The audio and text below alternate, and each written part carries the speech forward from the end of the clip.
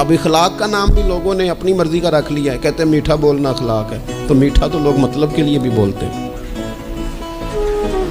نرم صرف بولنا اخلاق نہیں، نرم تو لوگ مطلب کے لیے بھی بولتے ہیں، خوشامد بھی کر دیتے ہیں، ضرورت ہوتی ہے۔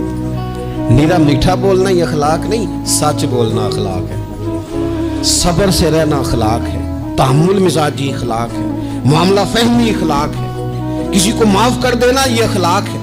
درگزر والی زندگی یہ اخلاق ہے، کسی کا بھلا سوچنا اخلاق ہے، اپنے سے اوپر اٹھ کر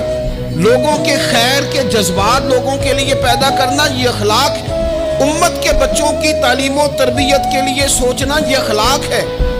غریب کی مدد کا شوق پیدا کرنا،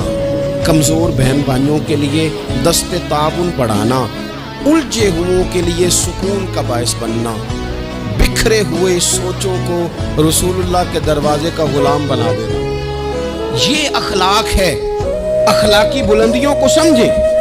فقط 2 4 5 چیزوں میں اخلاق کو کیسے بند کریں گے؟ رسول اللہ صلی اللہ تعالی علیہ وسلم نے